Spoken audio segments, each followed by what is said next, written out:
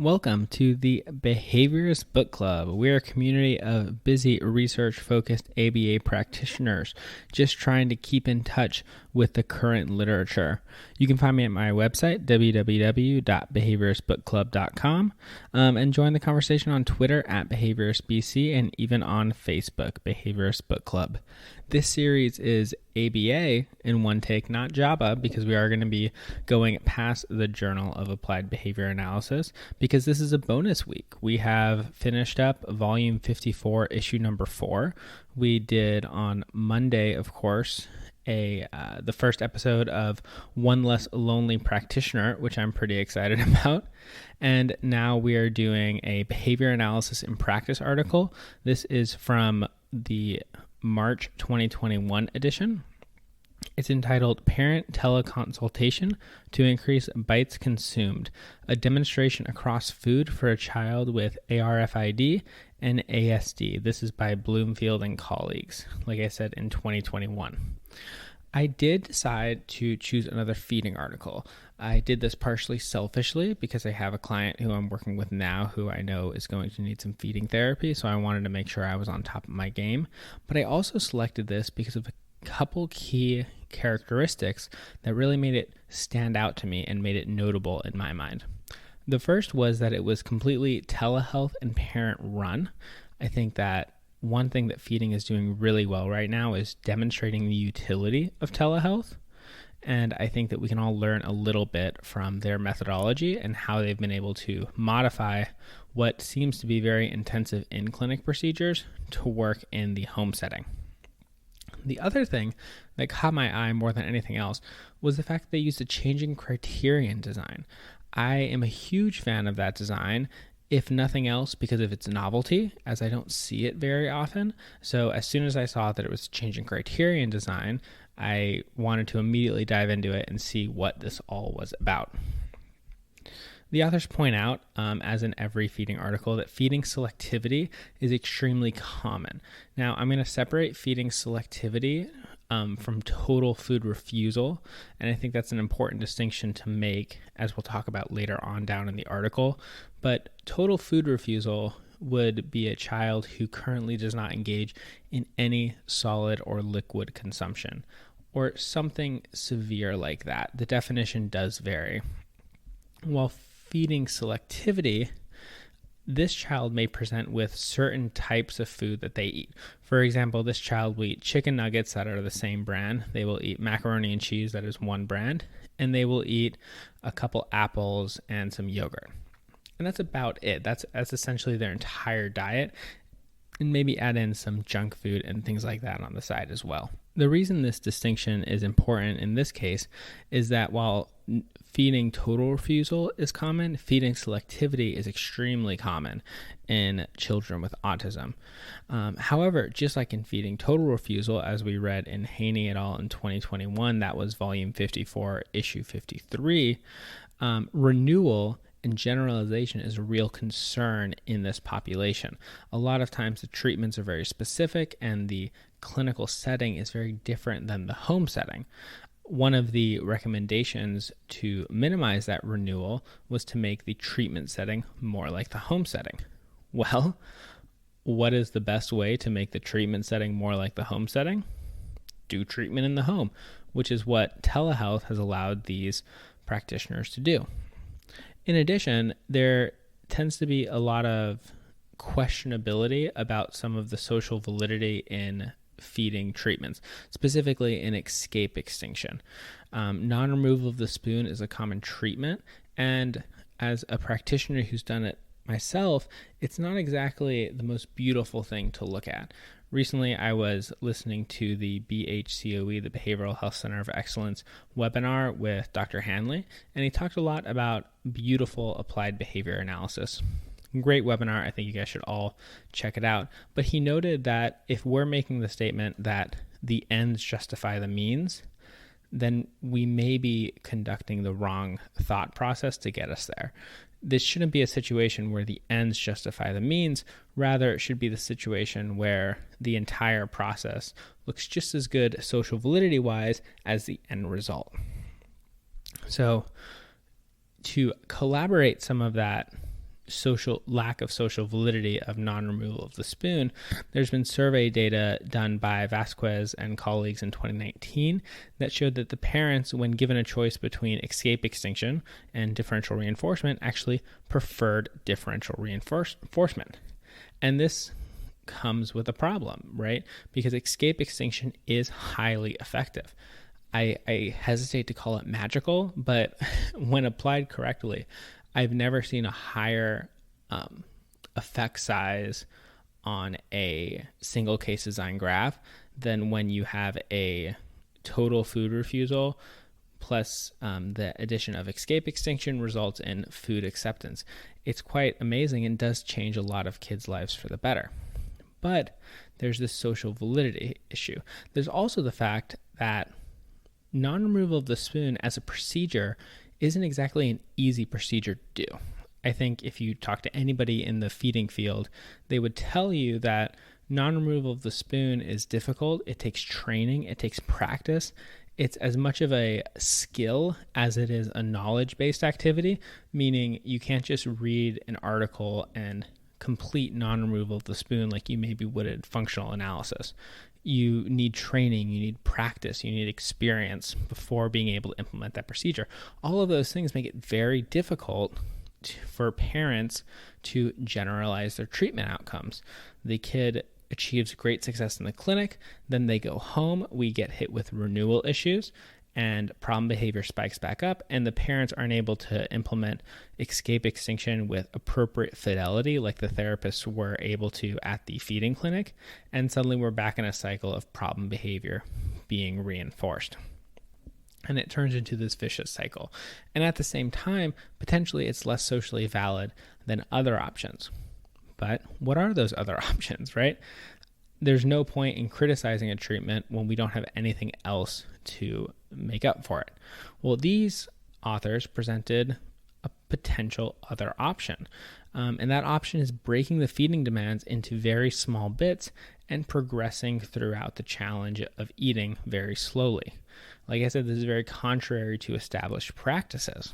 It's not in non-removal of the spoon, you typically take the whole bite and you go straight to the mouth and you work on consumption and then work on swallowing. You're going to see in a second that what these authors did was very, very different than that. In fact, the steps that they took are more akin to SOS feeding therapy, which is done by occupational therapists, which is a whole nother topic for a whole nother day. But it doesn't see a lot of success when compared to escape extinction. And a lot of really strong behavior analysts have come out with papers noting the lack of success of that type of feeding therapy. So the fact that it seems like a version of that SOS occupational therapy feeding is now being published in behavior journals with success is pretty interesting. It's what we're going to read here isn't sensory. I think it's sensory orientation. Something. What we're reading here isn't SOS, but it looks the same. So just keep that in mind. And finally, the addition of telehealth added another wrinkle into the study, right? We now know what treatment we're going to take. We're going to progress the demand slowly, but now it has to be totally parent-led. Parent training in feeding and general ABA has become increasingly important, especially with the COVID-19 pandemic. And telehealth approaches are becoming more and more common based on the needs of the community. There's a large need for feeding services and a low amount of trained feeding clinicians. In addition, it's not like it's not like there's one feeding BCBA per school district. Maybe there's a couple feeding BCBAs per state who have the qualifications and the skill set to take on these caseloads in most situations. So it's just worthwhile to know that telehealth does have a lot of advantages here. So finally, after all of that, soapbox moments, the purpose of this article was to both demonstrate the value of demand fading and differential reinforcement, and show how those two can be combined in a successful parent-led intervention, and to do it all over telehealth. The participant was one kid with autism. They were evaluated for safety and oral motor skills, which is always important in a feeding situation. They had limited food variety and were not getting the required nutrients. So they did have some food consumption, but very limited variety. The caregiver did select 5 different foods to start with. The parent was a 40-year-old white female who self-reported a diagnosis of autism and generalized anxiety disorder. While I think there has been published accounts of training caregivers with autism, I think that it is important to note, and I'm glad to see some representation in the literature from that population on the caregiver side versus just the client side. Due to the ASD and anxiety of the parent, they reported that it was difficult for them to make it into the clinic. Therefore, telehealth was really the only option one way or the other. And I think that really shows the power of telehealth, right? We don't have to force these parents into uncomfortable situations when we can meet them where they're at and give their child the therapy that they need. So like I said, the changing criterion design was used to demonstrate functional control. Essentially, the changing criterion design is slow increases in the criterion of the criterion that the behavior needs to hit to access reinforcement. So that's some dimension of behavior. So I've seen it done, for example, with amount of steps that a child has to take during recess to gain access to treasure box when they come back in. The first requirement is 1,000 steps. Once they hit that 1,000 steps consistently for 3 days, the reinforcement criteria is shifted to 2,000 steps, and the amount of steps that the child takes also shifts up to around 2,000 steps to access reinforcement, and then is shifted up multiple times. And as each time the reinforcement shifts, so does the behavior. And as the behavior shifts up each time and lines up with the reinforcement criterion, that's where functional control is demonstrated. I have never seen it applied to feeding literature, which is why I immediately wanted to read this article, because I was honestly just confused at how this was going to look. But I think in the end, it actually did look pretty solid. So the dependent variables was the completion of the target response within 10 seconds. The target response depended on the steps in the feeding task analysis. And now this is why I said it started to look like SOS, SLP, or occupational therapy feeding. The first step was touch. The child had to touch the food, then hold the food, then kiss the food, then lick the food, then bite the food. The food was allowed to be expelled from the child's mouth in this step, so the child did not have to swallow. And then the final step was to consume. So the child didn't actually eat the food until the final step. And you will see when we start looking at the graphs and talk about time frames, it was quite a long time to get there. And I think that long time isn't surprising for other people who know about differential reinforcement and demand fades. A long treatment is typically a standard for a demand fade. But when you compare it to the speed and efficiency of escape extinction, you do start to see the cost benefit of escape extinction versus this demand fade. One thing that was really notable, I think, is that the procedural fidelity was spotty and variable at best. This is important and can really be interpreted in 2 different ways. So if the procedural fidelity is spotty, that means that the caregiver, in this case, wasn't really completing the treatment as intended. Perhaps it looks like these ranges were, low 70s, some in the high 80s for fidelity, but the range was all over the place, going from 0 to 100 on almost all different categories. So this can be interpreted, like I said, in 2 different ways. The first way is that the procedures worked even when they only were correctly implemented about 60% of the time. That's kind of the glass half full. That's saying that demand fades are efficient even at 60% integrity. That's a good thing, right? Because if we know that they're efficient at 60% integrity, then we can worry a little bit less about the fidelity of each caregiver. The next more pessimistic way of looking at this data is that there's a lack of believability in the data because it's really hard to know what's actually going on within those sessions. Within procedural integrity, you know that it did get completed right or it didn't get completed right. What you don't know is what happened when it didn't get completed right. For example, if the child was supposed to kiss the food and the parent got a no for procedural integrity, we're not sure if the parent delivered reinforcement too early or too late, if they reinforced the right step or the wrong step. We don't even know if the data are accurate because writing on the data sheet was somewhat variable as well. So I think we have to look at this somewhat optimistically, but also cynically. So I think that what we should take away from the procedural fidelity data is that more research is needed. We can't stake our claims in anything that this article says because we need stronger replications of it. And we would have needed stronger replications of it anyways, but now we definitely need stronger replications of it.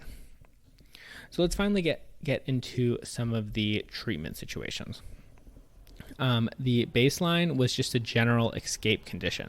The child could get away from the food based on any instance of inappropriate mealtime behavior, which was defined as things like head turnings, negative comments, and standard inappropriate behavior in that way. The next was demand fading and differential reinforcement. The parent systematically increased demands and differentially reinforced the completion of each step along the way. So for example, if the step was to kiss the food, the parent would prompt kiss and then wait 10 seconds for the behavior to occur. If the behavior did occur, then the child would access the reinforcement, perhaps a tangible or a preferred bite, and they would be on their way to the next trial. If the behavior did not occur, there was a couple lines in the article that talked about the physically guiding of the behavior but not providing reinforcement. This puzzled me for a while, and I wish that they hadn't have included this, because what that looks like to anybody watching is escape extinction, right? So the child is told to touch the food, the child then refuses to touch the food, and then the parent physically guides them to touch the food. That's escape extinction as best as we can assume it without having a formal functional analysis done. So I wish they hadn't done that, because I think it kind of weakens the point of their article. They say later on that happened very rarely, but the fact that it was included at all is, I just wish they hadn't have included that, because it would have made their point so much stronger in the end, saying that escape extinction of any kind is not needed. They did make a note that said that the child they never put the food in the mouth of the child. The farthest they went is to make the child kiss the food. They never made them bite or consume the food physically. So in that way, there was no escape extinction for getting out of eating. So I guess you take what you can get. I wish they hadn't have included that. I think it would have made a stronger argument in the end, but it is what it is. In addition, the reinforcement schedule for completing that target behavior would systematically thin from an FR1 to an FR10. Once the child got all the way up to an FR10, that's a fixed ratio 10 responses, which means they conducted the target response 10 times without being reinforced, and on the 10th response, they got reinforced. After the FR10, they moved on to the next step. Yes, that is about as slow as you could go for this type of treatment. Now, they did say later on that the parents the caregiver did request that it was a slow treatment, so I think there's something to be said there. But generally speaking, it was a very slow treatment, and I think that's echoed in some of the results. The results were consistent, systematic, but not very impressive in terms of skill acquisition. The parent did request high levels of mastery, slow reinforcement fades, and with that, there was nearly 160, I think about 5 months of sessions. And the progress they made was they got anywhere from 3 to 10 bites of 5 different preferred objects, or excuse me, preferred foods. What do you guys think about that? I think it's hard to say because I have been on both sides of this, right? I've been the clinician, the BCBA, who gets a 6-month authorization from Blue Cross Blue Shield and can take plenty of time in developing skills slowly and systematically and carefully to make sure that they maintain for a long time. I've also had a 3-month feeding admission where this kid was a full total refusal of food, and we had to move fast and get food in before they got discharged because their insurance wasn't going to pay anymore. I've even been in that spot with severe behavior when we had, a month or 2 months left before they were going to get discharged. I guess what I'm saying is I appreciate the fact that they took the parents' concerns and requirements into their treatment packages. It seems like they really did stick with this slow, consistent FR1, FR3, FR5, FR7, FR10, that slow fade upwards onto the next step. And I'm sure that the authors maybe were pulling their hair out wishing they could go faster, but they complied with the parents' wishes. Do I think that 3 bites of 5 different foods in 5 months is socially valid? Is that clinically significant? Well, I guess it's better than nothing, but I think they could have done more. I wonder if instead of doing 1 food per, they could have started rotating them more aggressively to promote more generalization, do different sets. I don't know. There could have been some things to be done that maybe could have gotten more efficient mastery. But I think they did comply with the parents' request, and I think that is important. And so with all that being said, and with the results that they got, which did result in, I think, good social validity from the parent, one thing that the authors did note is that severity might play a part in this acquisition of skills based on the demand fade treatment style. Jen did not engage in total food refusal. I said we were going to talk about that later, and here it is. Because it wasn't total food refusal, she may have been more amenable to the shaping of behavior that results from demand fading. I think that this is hard to quantify, but it's almost momentum based. If a child is able to accept chicken nugget, they're more likely to accept another food that is topographically similar or even topographically not similar relative to a child who has never eaten a food in their young lives. So I think severity definitely, I think the authors hit it on the nose that severity does play a role potentially in this demand fading treatment.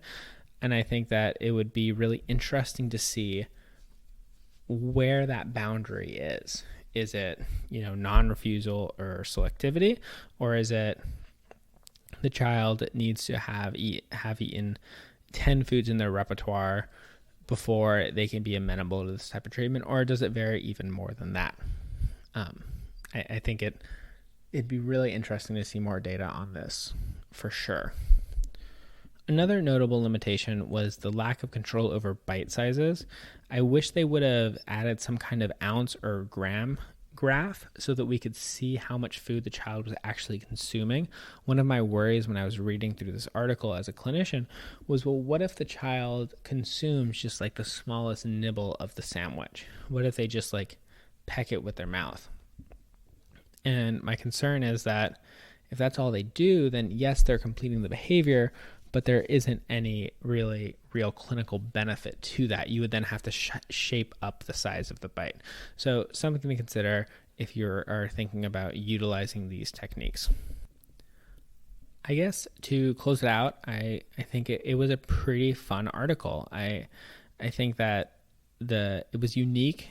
I hadn't seen something like it before. I've used demand fading. I use demand fading nearly every day in my clinical life, and I've never really seen an application of it to feeding literature like this. So I think it was a really cool extension of the literature. I think that for my key takeaway, the slow progression, the consistent DRA, I think it is probably an effective way to treat escape maintained behavior. It works for any escape maintained behavior that isn't topographically related to feeding, right? It works for, aggression related by escape from homework. You could just demand fade the homework back in from 0 problems to 10 problems.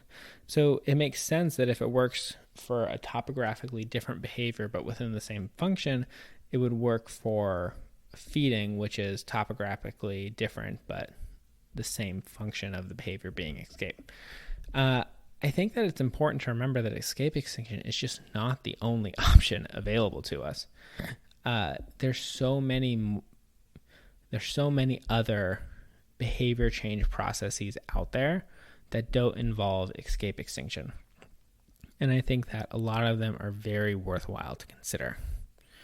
I also think that the boundaries of this treatment are important. Like I said above, this intervention probably will be effective for certain children, but it's just as important to find the children which this intervention is not effective for. And for that reason, along with the procedural integrity notes above, I think a lot more research is needed on this topic before we can really comprehend what's going on. And finally, for my consideration for you, the BCBA, the ABA practitioner, the analyst, driving to work in the morning, one could argue that demand fading and differential reinforcement is a more humane method of intervention than escape extinction. Consider the parents and the clients you serve. Would they agree with that statement? Would they prefer demand fade versus escape extinction? What would you prefer? Do you think that your preference differs from the parents? And I want you to think about why that's the case. If it's because you've seen so much success in escape extinction and you know that it's clinically successful, that's great. I think that's awesome that you found success. But I think we need to remember what we're doing here. We are practitioners who are serving clients, and at its core, behavior analysis is a service-based industry that needs to deal with its customer relations. And I think that by matching your preference to the customers, or at least utilizing the customer's preference whenever possible, I think is a valuable step towards a more consumer-focused and service-driven model of ABA. Well, that is what I got, everyone. Ended on kind of a different note than it started. I didn't think we were going to be talking about marketing, but that is this series, JABA, ABA, whatever. Maybe I'll just switch it all to ABA in one take, but I don't edit things out. I just go where the journal takes me. That is it for the Wednesday episode. On Friday, we are going to be covering the balance intervention. This is a home-based parent-implemented program addressing emerging problem behavior done by Rubel and colleagues, including Dr. Hanley. So I'm very excited about that article. I will see you guys in just a couple of days, and I can't wait to hear all of your comments about it. Thank you so much for listening. Have a wonderful Wednesday.